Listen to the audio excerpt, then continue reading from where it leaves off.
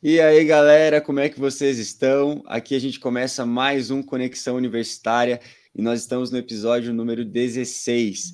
Então, assim, galera, você que está nos acompanhando, tanto pelo devocional escrito quanto pelo devocional do aplicativo, é o mesmo devocional, número 16, cuja temática é saúde mental. Nós iremos falar sobre esse tema tão importante para os nossos dias, ainda mais, né, nós que acabamos de sair de uma pandemia, então será um tema muito importante para você estar aqui ouvindo e aprendendo sobre essa temática, e tanto à luz da psicologia, mas principalmente à luz da palavra de Deus. Pessoal, quero te lembrar, você que está nos ouvindo, quem sabe pela primeira vez e não sabe que nós temos um aplicativo, eu queria te convidar a você abrir sua loja de aplicativos e procurar Pão Diário Universitários e achar o nosso aplicativo e baixar e consumir todo o nosso conteúdo que está disponível lá no nosso aplicativo. E, pessoal, tem muito conteúdo legal. E, assim, a melhor parte vem agora, são todos os conteúdos gratuitos. Então, assim, se eu fosse você, não ficaria de fora, baixaria logo esse aplicativo e ficaria por dentro das nossas novidades aqui do Ministério e também dos nossos parceiros, da ABC2, da ESRIs, do The Bible Project. Então a gente tem muito conteúdo legal, então não fica de fora. E também, se você não conhece nosso aplicativo, entra lá e segue a gente. Perdão, se você não conhece nosso Instagram, porque o aplicativo eu já falei, nosso Instagram, segue a gente lá, @Pão Diário Universitários, e fica por dentro das nossas novidades aqui no Ministério. Pessoal, sou eu mais uma vez que estou aqui, João Heck, sou membro da Alcance Curitiba, trabalho aqui no Pão Diário Universitários, fui líder do Dunamis Pockets na PUC durante 2 anos e meio e curso psicologia lá também. Estou no último período agora de graduação, pela glória de Deus. E hoje eu tenho a honra de ter aqui comigo um futuro parceiro de profissão e um colega também da faculdade. Então, queria que ele se apresentasse. Primeiro, Pastor Renato, é uma honra tê-lo aqui com a gente. Se apresenta um pouquinho aqui para nós. Oi, pessoal, tudo bem com vocês? Prazer estar aqui. Quero cumprimentar aí o João, quero cumprimentar o Vitor.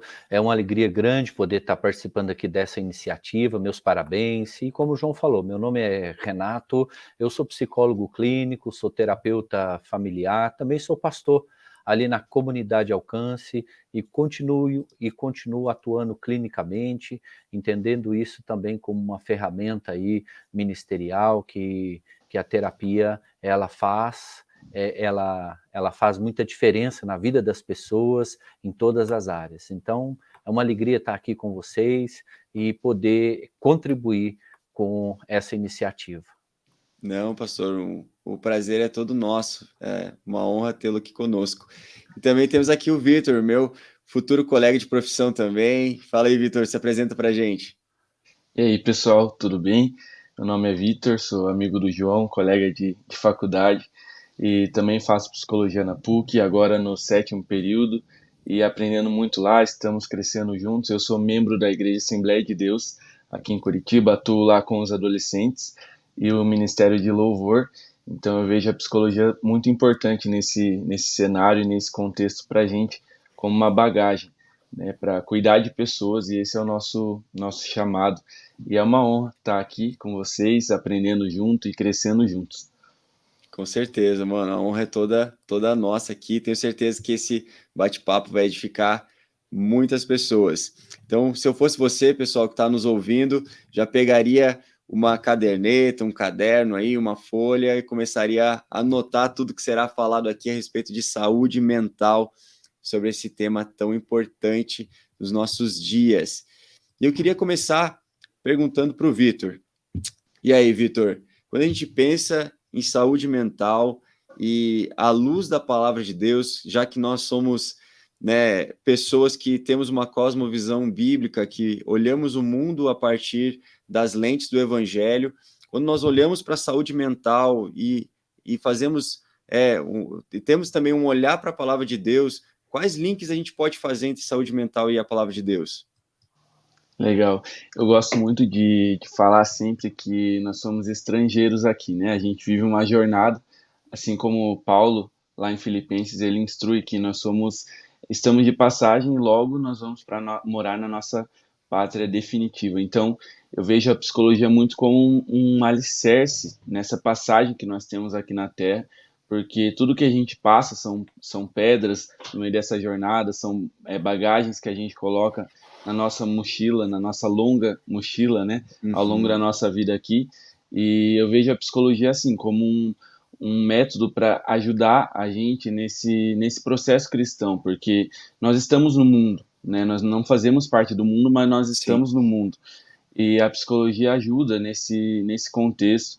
Muitas vezes é um contexto difícil, não é fácil, principalmente para nós cristãos, fazer a diferença nesse meio e para o mundo também entender que nós não somos daqui.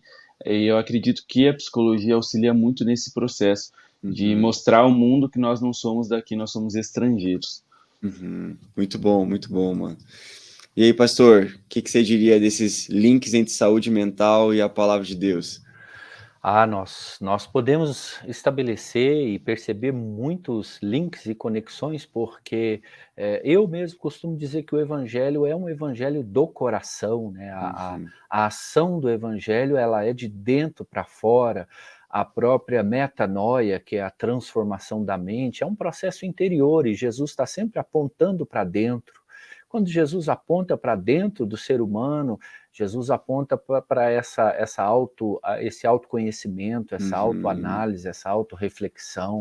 Então, a Bíblia, em todo o tempo, está apontando para o interior do indivíduo, está apontando para os conteúdos internos, está apontando para a vida de pensamentos, né? O livro de Provérbios fala sobre tudo que se deve guardar, guarda o seu coração, porque dele procede as fontes da vida. Então, é claro que a Bíblia ela vai estar sempre fazendo uma conexão com esse mundo interior, com essa interioridade, porque nós só podemos viver a transformação do evangelho de dentro para fora, né? Era isso que Jesus combatia, né? Essa insistência de viver uma espiritualidade estereótipa do lado de fora, sem metanoia, né? Que aquela elite religiosa vivia na época, né? Os fariseus, os saduceus, e Jesus vem inaugurar um novo relacionamento com Deus, que é de dentro para fora, que é do coração. Muito bom, pastor. Eu acho que é muito nítido quando nós olhamos para a palavra de Deus e nós lemos textos como o de Paulo, né, na sua primeira carta aos Coríntios, né, examine o homem a si mesmo, né, quando Jesus vai orientar a respeito da ceia, né, se você tem algo contra seu irmão, vai, resolva isso antes, ou quando a gente vai ofertar, vai, resolva isso, né, com seu irmão antes também. Então, é sempre um olhar para dentro, né? A própria palavra de Deus também vai dizer que o Senhor é aquele que esquadrinha os corações, né?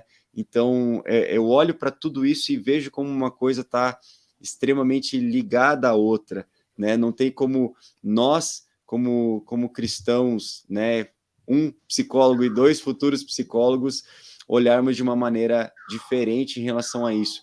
E da mesma forma, já que o pastor respondeu por último, vou trazer ele para a roda de conversa agora, para a pergunta.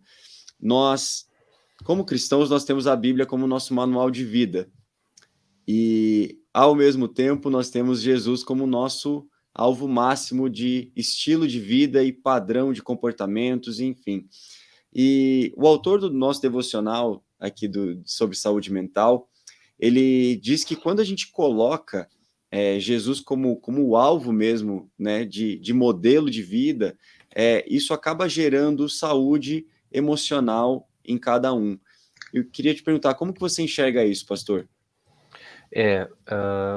Porque a gente entende, né, que a ideia de Deus através de Cristo é gerar vida e vida em abundância, né? Essa é a ideia de Deus. Quando a gente coloca em contraponto, a ideia do mal é gerar morte, destruição e roubo, né? Porque a Bíblia diz lá em João 10:10, o ladrão vem senão para matar, para roubar e para destruir. Então, existe um modelo, né? Existe um modelo de vida, um padrão de vida que, através de Cristo, nós podemos nos estabelecer, nós podemos superar aquilo que muitas vezes nos marcou negativamente, aquilo que muitas vezes nos prejudicou, porque ao longo da nossa vida nós trazemos muitos pesos, muitas memórias traumáticas, muitas dores, muitas angústias, nós trazemos até alguns padrões de comportamento Uhum. que não contribui ou que conspira contra a ideia de Deus para a nossa vida. Então, quanto mais eu me aproximo de Jesus, quanto mais eu me interajo com Jesus, quanto mais eu, eu me permito viver os valores e princípios da palavra em Cristo no meu coração, mais Uhum. então eu vou crescendo emocionalmente na minha maturidade, porque andar com Cristo, né, existe uma máxima, Jesus diz assim, aquele que quer vir após mim, tome sua cruz, negue-se a si mesmo e me siga, né? Uhum. Então esse conceito da cruz é um conceito de renúncia, né?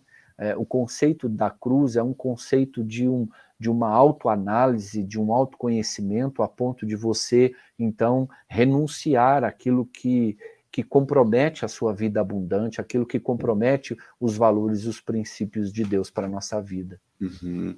Muito, muito bom.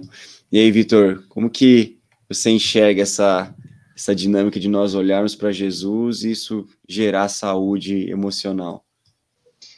Como o pastor falou, né? Toda vez que nós temos um encontro com Jesus, a partir do momento que a gente tem esse encontro com Jesus, a nossa mente ela é transformada, né? Uhum. Querendo ou não, ela acaba sendo transformada e todos os dias conhecendo Jesus cada vez mais ou buscando conhecer Ele cada vez mais, a nossa mente é transformada. Então, Jesus ele foi um exemplo, né, para gente. A história dele é um exemplo para nós, como homem, quando viveu aqui na Terra, de saúde mental. Então, eu sempre vejo isso, Jesus como um exemplo de saúde mental para nós cristãos, como ele demonstrava seus afetos, seus desejos e a Uhum. sua humanidade mesmo, em forma humana, né? E Uhum. ele podia ter sido totalmente diferente, mas ele escolheu viver como nós, fazia parte de um propósito maior e toda a forma que ele reagiu às emoções demonstradas por ele é um exemplo para nós como seres humanos também, que ele era feito de carne também, Uhum. ele viveu como homem, né? E a nossa mente é transformada. Toda vez que nós temos um encontro com ele, a nossa mente é transformada. Então, trabalho com adolescente, sempre falo em analogias, né? Como uma bexiga que a gente enche, ela tá na forma original, né? Tá magrinha lá, tá sem forma. Depois que você enche ela e você esvazia ela novamente, ela não vai voltar na forma que ela era, né? Ela não volta na forma original que você tirou ela do pacote. Ela vai ficar Uhum. deformada, ela vai ficar transformada. E é o que eu sempre falo, quando a nossa mente encontra Jesus, quando a gente busca conhecer Jesus cada vez mais, a nossa mente vai sendo transformada. Isso tem que transparecer em nós através do Uhum. nome de Jesus e sempre para glorificar o nome dele, né? Independente do que a gente faça, é sempre para glorificar o nome dele. Sim, cara, muito bom isso que você trouxe. E também quando a gente para pensar no fruto do Espírito, né? Que muitas vezes a gente fica pensando o tempo todo, né? Que a maior evidência de termos o Espírito Santo em nós é o falar em línguas, mas que a gente sempre esquece do fruto do Espírito, né? Então, e talvez o que eu mais me impressione como fruto do Espírito é domínio próprio. E assim, não tem como continuar olhando para Jesus sem exercer domínio próprio.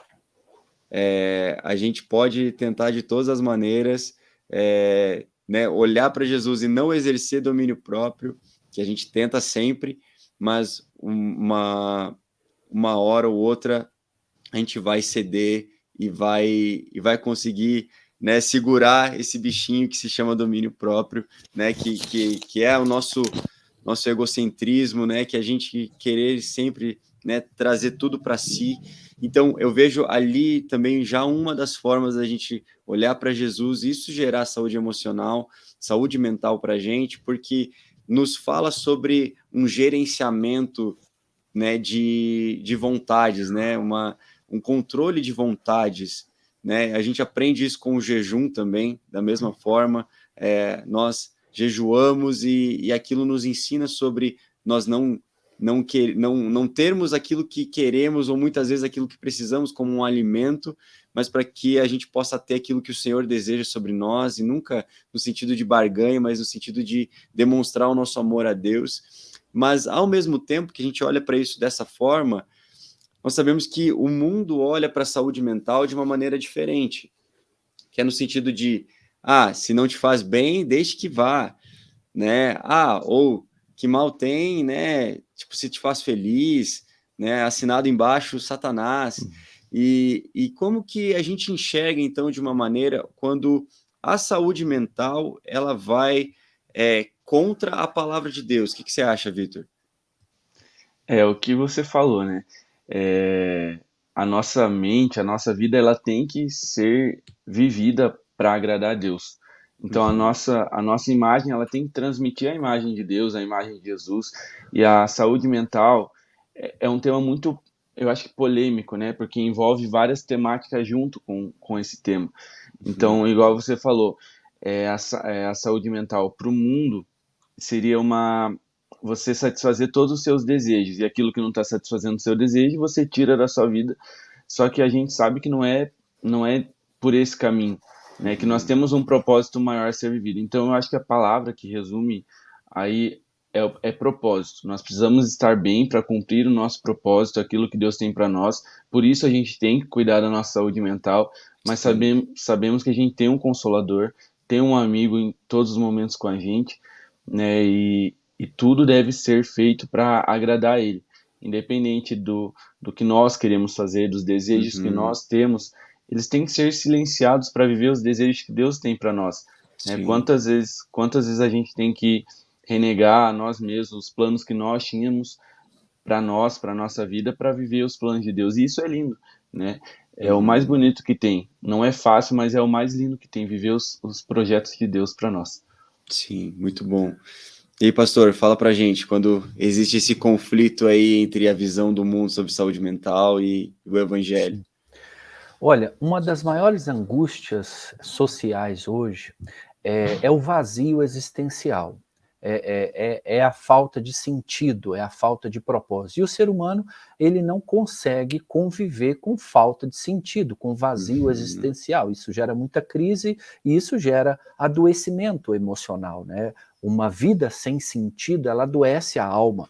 E nada mais contribui com o senso de sentido e de propósito do que saber que a vida vale a pena, de que a vida existe uma razão para se viver. E quem afirma isso, na verdade, foi até um psiquiatra americano, né? É o Viktor Frankl, o autor daquele livro Em Busca de Sentido, né? Ele foi um psiquiatra que teve uma experiência no campo de concentração, em Auschwitz, e ele então entendia que um grupo de pessoas que chegava ali logo naquele lugar de morte, de tristeza, e de sofrimento, e logo se entregava e deixava aquilo entrar no interior de cada um, morria rapidamente. E um outro grupo também que chegava ali, mas eles conseguiam se apegar a um sentido, se manter firme a um propósito, eles prolongavam a vida ali naquele lugar. Então a ideia é o seguinte, nada mais contribui com a saúde emocional, mental e qualidade de vida do que saber que a vida ela tem uma razão para ser vivida. E onde que entra a palavra de Deus? Nós fomos feitos imagem e semelhança de Deus, então nós vamos nos encontrar encontrando com Deus. Nós vamos nos encontrar encontrando com a pessoa de Jesus. É nele que está o nosso sentido de propósito, de missão, de vocação. E as pessoas precisam entender que hoje, exemplo, a espiritualidade é um instrumento terapêutico. É claro que eu, né, eu e mais que todo mundo sabe que o código de ética do psicólogo ali é vetado, né, é vedado ao psicólogo induzir convicções políticas, filosóficas, morais, ideológicas, religiosas, de orientação sexual, qualquer tipo de preconceito quanto ao exercício das funções profissionais. Então, ou seja, mas ninguém está induzindo nada a ninguém. Nós só estamos expondo algo que tem o poder de gerar um preenchimento e um sentido de vida. Agora, o que você acha melhor, né? O que é socialmente melhor, mais aceito, mais produtivo e proveitoso? O sujeito encontrar na espiritualidade o sentido da vida dele, ou o sujeito ou seja, se perder no consumo de droga, na dependência química, buscando uma razão na qual viver. Eu acredito que a primeira opção é bem melhor, porque hoje nós temos aí, né, o Setembro Amarelo, por exemplo, uma campanha do Ministério da Saúde, do governo federal, exatamente para mobilizar a sociedade para o combate ali ao suicídio, né, porque nunca se tirou tanto a vida como se tira agora, né? Então, um dos fatores, né, esse vazio existencial, né? Essa falta de sentido, essa falta de propósito leva o indivíduo muitas vezes a se desesperar da própria vida.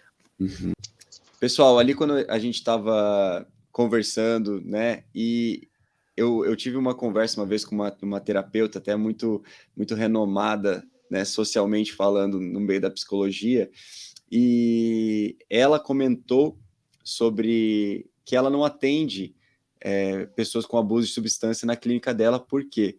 Porque comunidades terapêuticas evangélicas, elas acolhem muito bem essas pessoas e mostram um resultado muito mais positivo do que a clínica individual.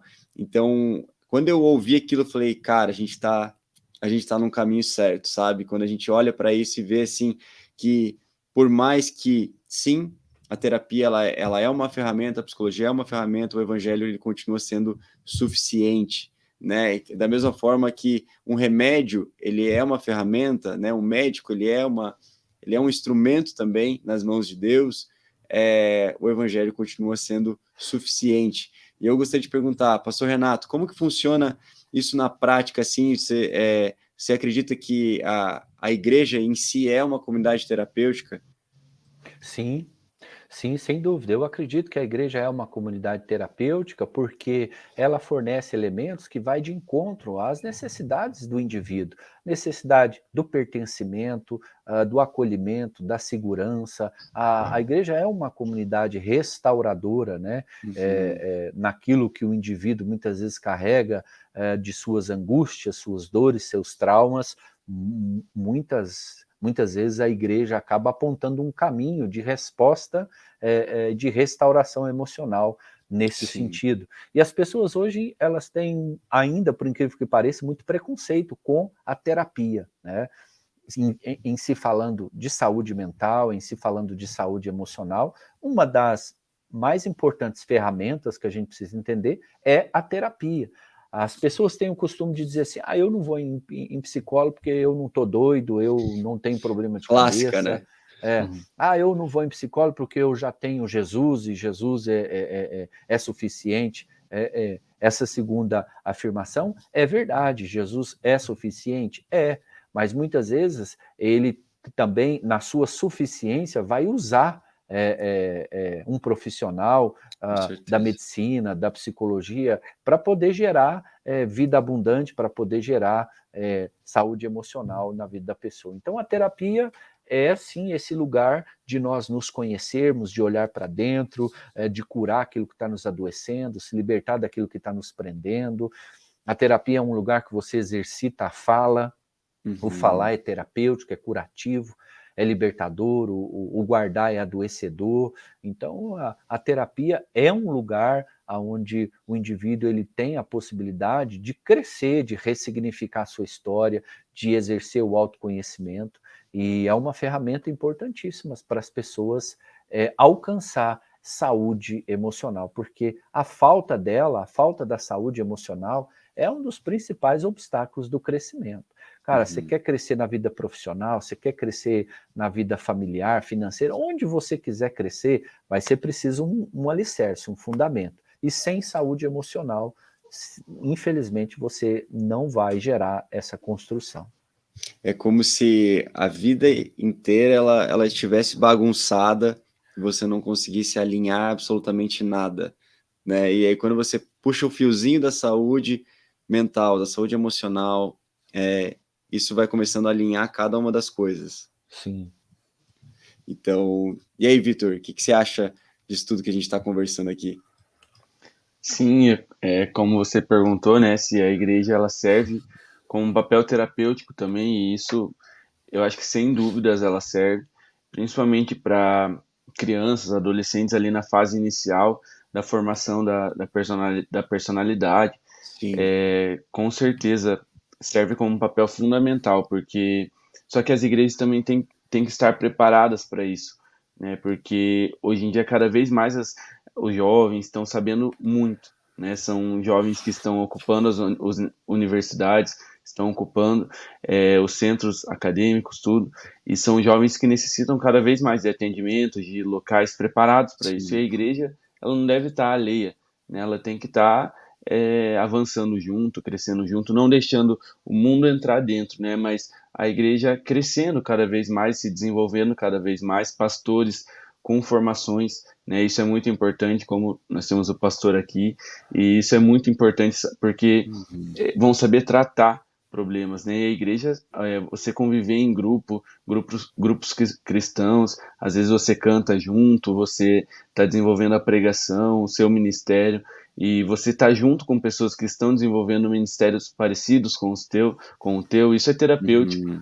Sim. né? Às vezes, como você falou da bagunça, que às vezes está tudo embolado, às vezes os nossos pensamentos estão uma bagunça, né? E a gente não sabe o que falar, tá uma bagunça gigante, e por isso é importante o espaço terapêutico, o momento terapêutico, a terapia, especialmente a terapia para você organizar tudo isso que você está pensando. Às vezes você está pensando no que você tem que fazer amanhã, no mês que vem, no ano que vem, tudo ao mesmo tempo, né? E no que tem que fazer de janta para hoje ainda. Então, são coisas. E a terapia vai ajudar você a organizar isso, né? Como se fosse caixas. Então, você vai colocar cada pensamento em sua caixa. Isso é muito importante também, o processo terapêutico para isso. Muito bom. Muito E bom. só me permite Por compartilhar favor. algo aqui, gente. Isso que o Vitor está dizendo, essa bagunça interior, ela é a plataforma para o adoecimento emocional, né? O que é, por exemplo, a ansiedade generalizada, o que é a síndrome do pânico, o que é o transtorno depressivo, se não essa desordem interior, que em algum momento o indivíduo se perdeu dele mesmo, se perdeu dentro dele mesmo, né? Então, assim, o caminho para essa saúde emocional é o caminho da organização interior, é o caminho de colocar em ordem o seu mundo interior. Era só isso aí que eu queria Não, muito complementar. bom. Legal. E até quando a gente olha para a nossa própria vida, né? E existe, claro que vou exagerar no meu nível de comparação, mas existe uma vida, né, antes e depois de Cristo, né? E uma vida antes e depois da terapia, né? Nesse sentido, né? A gente brinca porque, de fato, isso traz clareza sobre quem nós somos, sobre o que, para onde nós estamos caminhando, aquilo que queremos construir, né? A própria palavra de Deus vai dizer, né, que um homem que, né, começa a construir, né, algo e depois para no meio porque não calculou, né, os valores, a quantidade do que precisava, né, ele está sendo tolo. Então, a terapia muitas vezes, né, puxando essa linha da organização mental vai nos ajudar a ter um bom planejamento e falando sobre futuro, né? Trazendo para esse lado um pouco de gestão de emoções, o próprio autor do devocional, ele também cita que quando nós agimos, né, pensando sobre a forma como agimos ou como deixamos de agir, isso acaba afetando a maneira como nós pensamos, certo? E da mesma maneira, quando nós temos uma boa gestão de emoções, isso gera um efeito, né, nítido em todas as áreas da nossa vida. E eu queria perguntar, e aí, Vitor, quando nós temos uma boa gestão de emoções, o que isso gera em nós, né, e quais são os resultados, os efeitos que isso gera quando nós passamos por adversidades? Isso a adversidade, ela vai se transformar um momento de transformação para você, né? Eu acredito que você vai enxergar com uma nova ótica. Se você tem essa gestão das emoções, um exemplo muito claro é a Copa do Mundo, né? Que nós tivemos os pênaltis lá, e foi muito falado nos perfis de psicologia, professores falando sobre isso, que a falta de uma preparação psicológica, de um apoio psicológico para a seleção brasileira que estava em campo naquele momento. né? Então, você ter um preparo, uma gestão do teu emocional é um processo fundamental para você construir um caminho de sucesso, né? E para Uhum. você chegar nos teus objetivos. Então você define os teus objetivos, ou o Senhor, né? Se permite ser usado pelo Senhor nos objetivos que Ele tem para você. Uhum. E para isso é importante a gente saber gerir as nossas emoções, porque no meio do caminho vão surgir adversidades, momentos ruins, e é importante a gente saber que esses momentos servem para nossa transformação, não como uma perda, eu estou voltando para trás, eu estou regredindo, ou está tudo Uhum. acabado, não vai dar certo mais, mas como uma transformação. Isso está sendo importante para mim crescer cada vez mais e para amadurecer cada vez mais. Uhum. Muito bom. E aí, pastor Renato, quais são esses efeitos, né, que uma boa gestão de emoções causam em momentos de adversidade?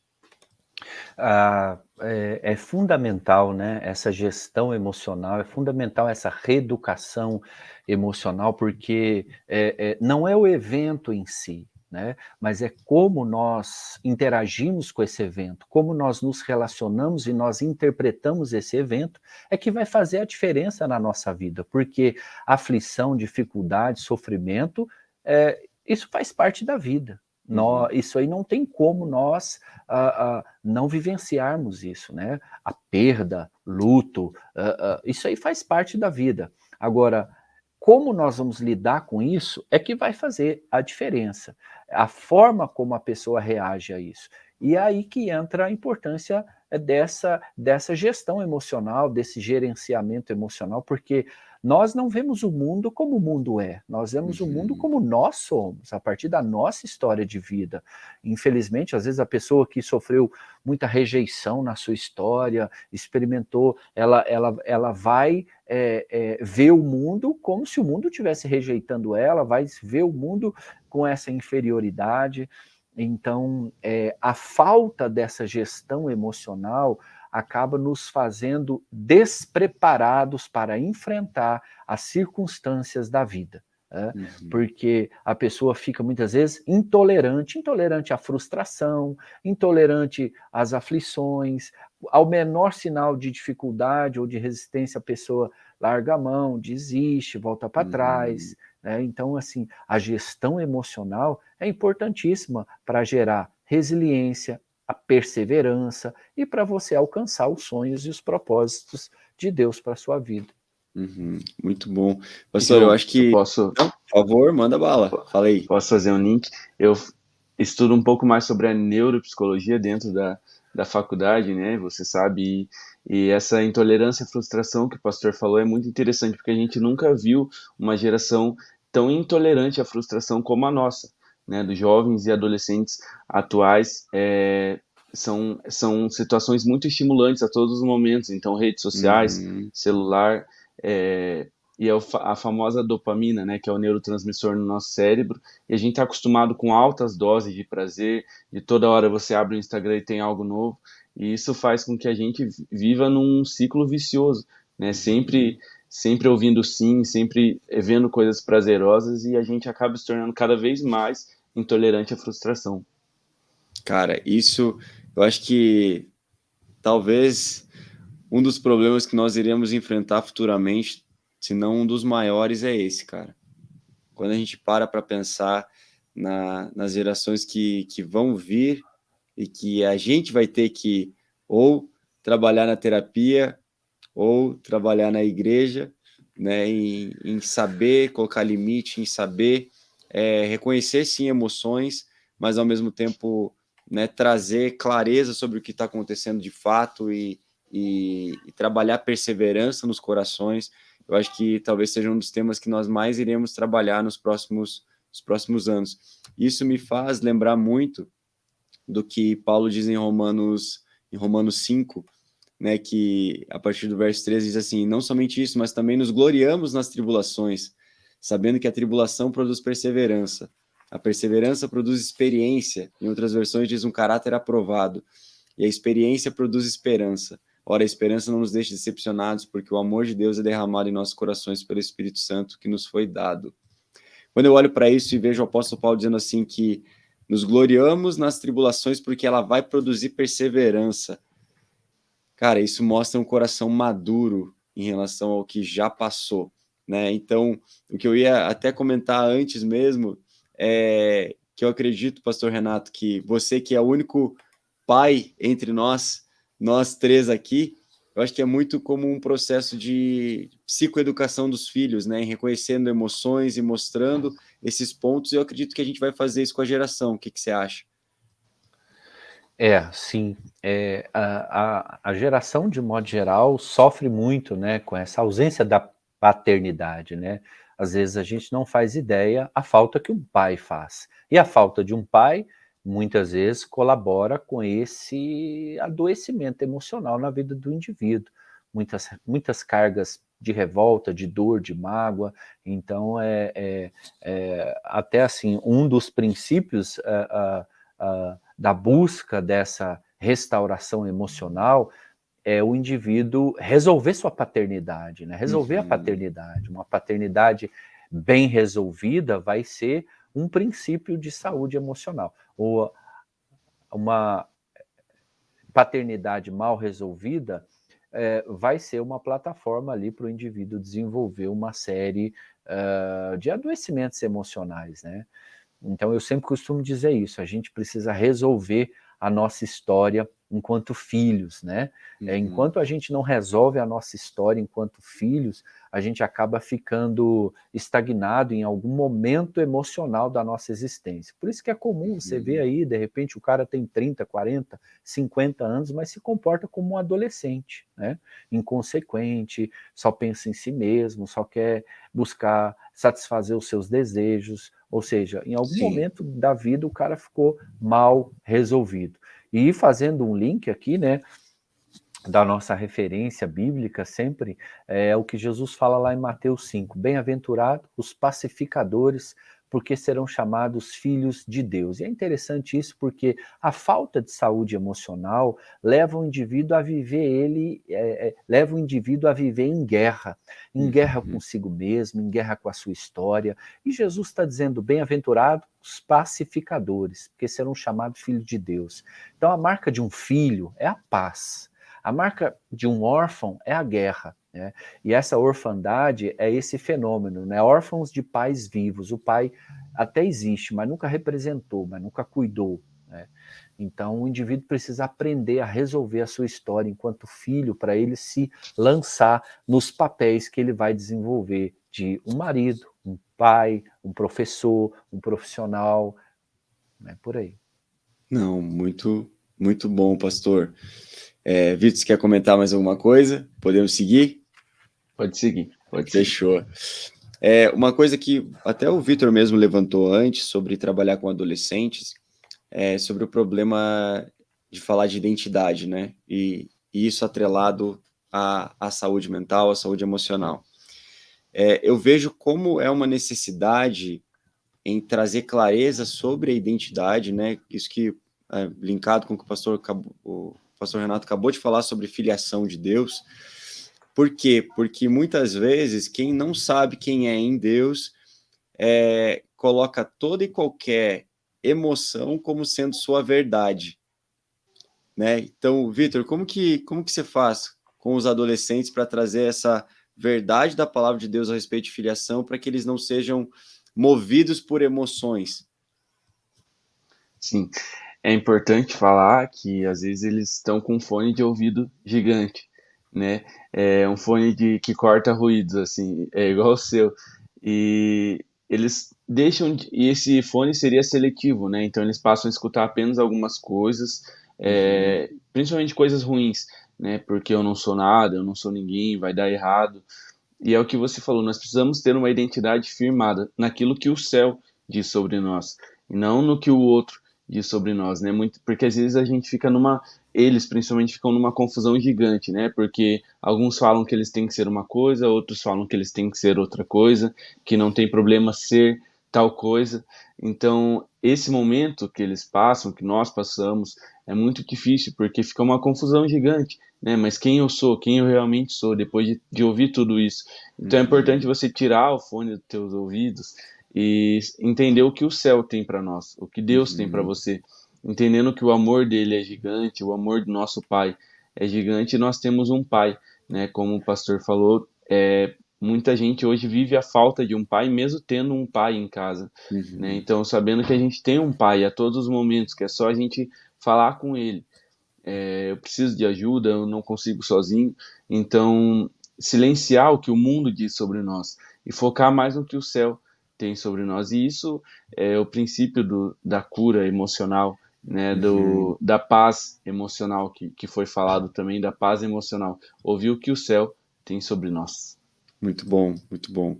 E aí, pastor Renato, o que você acha disso quando a gente está falando, né, principalmente de adolescentes, mas a gente vê muitos adultos perdidos, né, sem saber de fato quem são, porque confiam mais em suas emoções do que na sua própria identidade firmada por Cristo.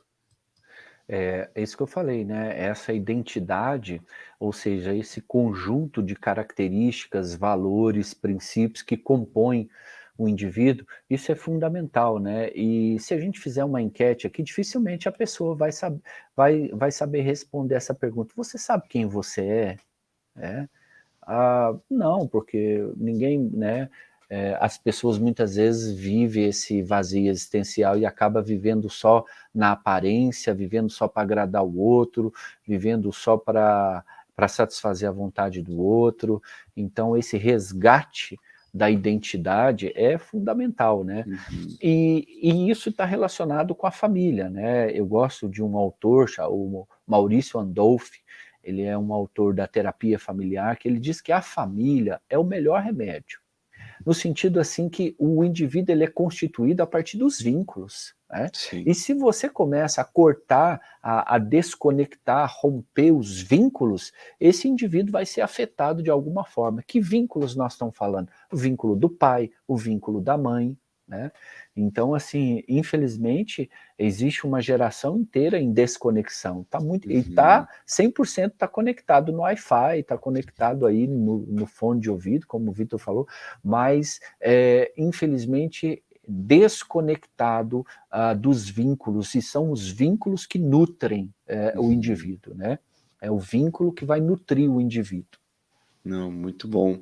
E, pastor, como que a gente faz, então, para desenvolver hábitos saudáveis para que nós não sejamos controlados pelas nossas emoções?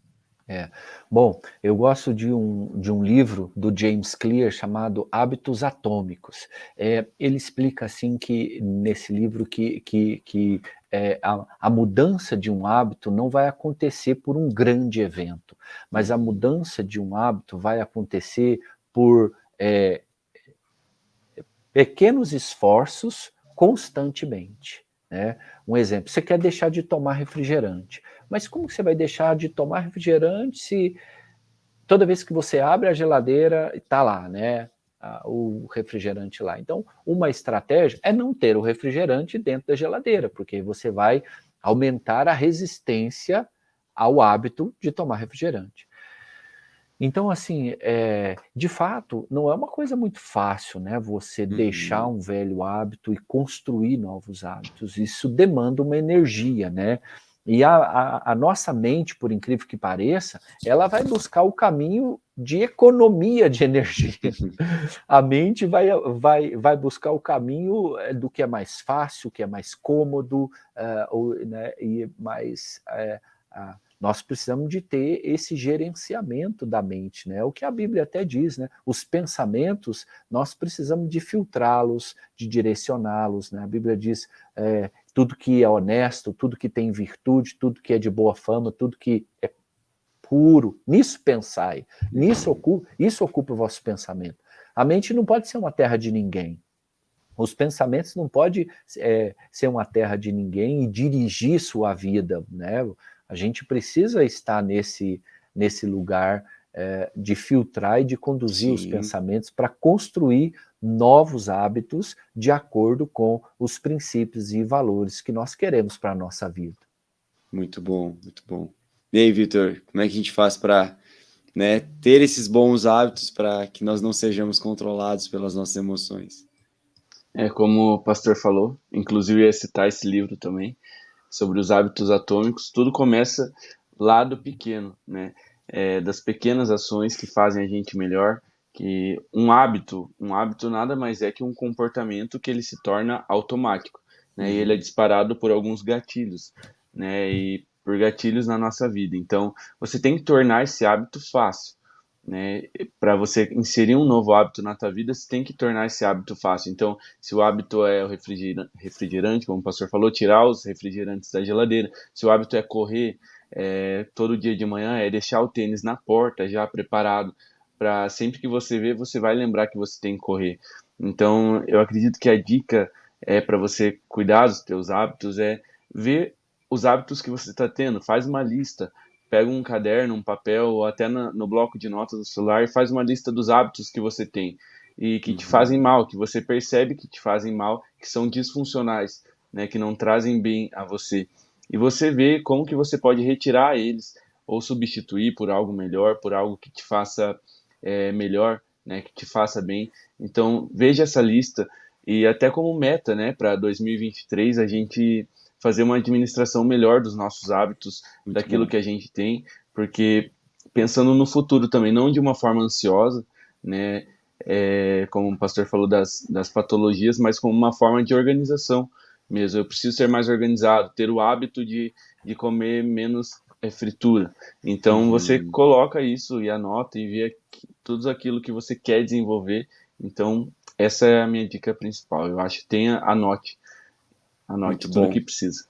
Muito bom, muito bom. Pessoal, vamos para a nossa última pergunta. Queria perguntar para o Vitor, que já está aqui.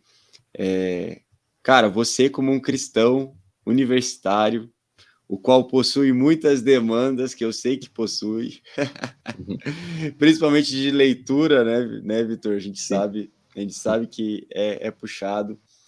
Cara, como que a gente poderia orientar, né, os universitários que estão nos ouvindo a manter uma sanidade mental e espiritual durante esse período tão turbulento como a universidade? Isso é muito, muito engraçado. Eu sempre penso sobre isso, assim, como separar o Vitor na psicologia, o Vitor cristão que vai na igreja, e eu vejo que não tem como separar, né? Que eu sou cristão e estou fazendo psicologia, então eu sou um cristão que é universitário. Então a gente não tem como separar. A minha dica é planejamento. Você planejar toda a sua semana, planejar o que você tem e principalmente você não deixar de ser a imagem de Cristo.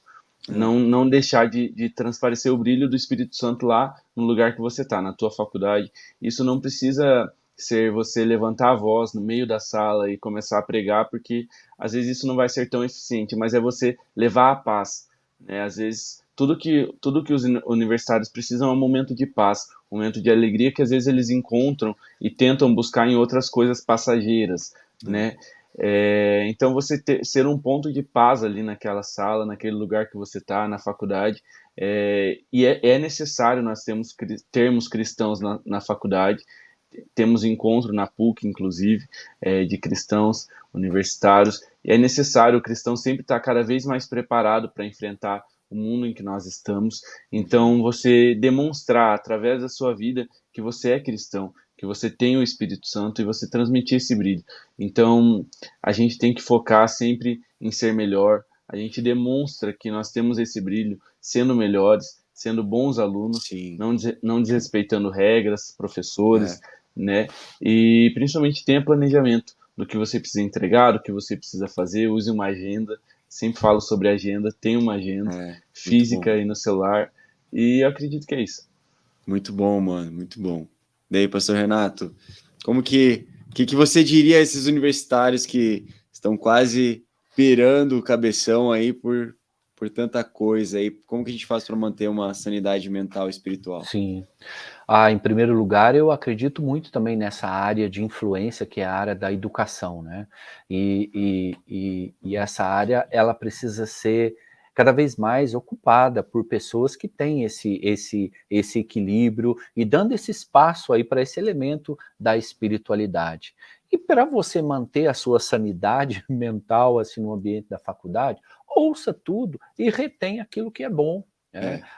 Você tem 20 anos a sua família, o seu pai, a sua mãe lutou para incutir princípios e valores, agora quando você chega na faculdade, um cara que chega do nada e fala que isso não existe, você vai abrir mão? Não, seja fiel aos seus valores, seja fiel aos seus princípios, né? Então, assim, se a espiritualidade é um princípio da sua casa, é um princípio da sua família, seja fiel a isso, entende?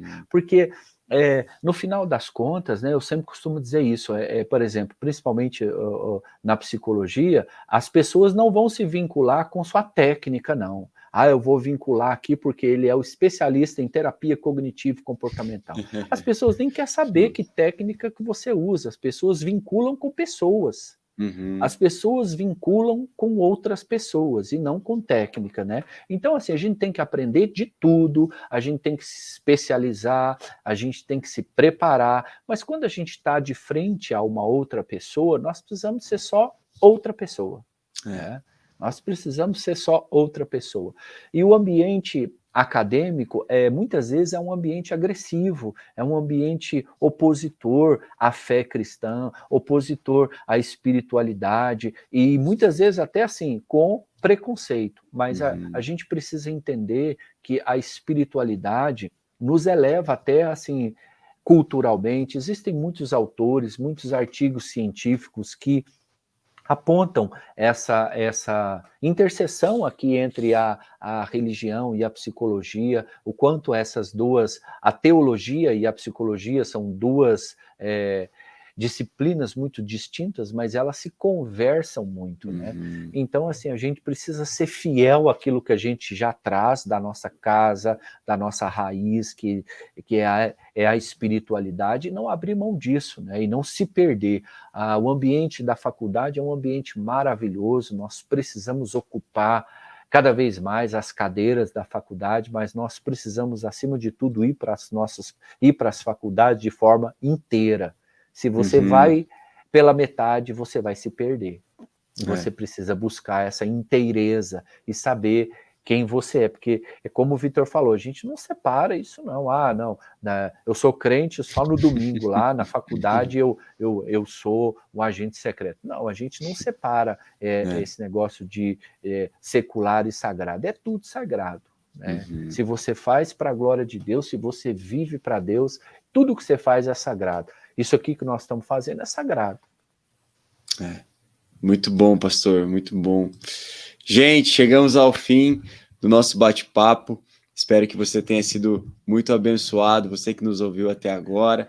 Quero te lembrar de duas coisas. Se você ainda não tem o nosso aplicativo, entra lá na sua App Store e baixa o nosso aplicativo. E também sobre o nosso Instagram, se você ainda não segue a gente, segue a gente lá, @Pão Diário Universitários, e fica por dentro de todas as novidades aqui no Ministério.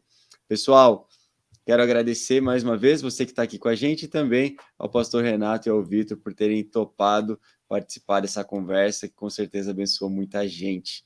Valeu, pessoal. Obrigado. Tamo junto, Um abraço, gente. Obrigado aí a todos. Valeu a oportunidade aí. Pessoal, obrigado. Nos vemos semana que vem. Que Deus abençoe vocês. Valeu, tchau, tchau.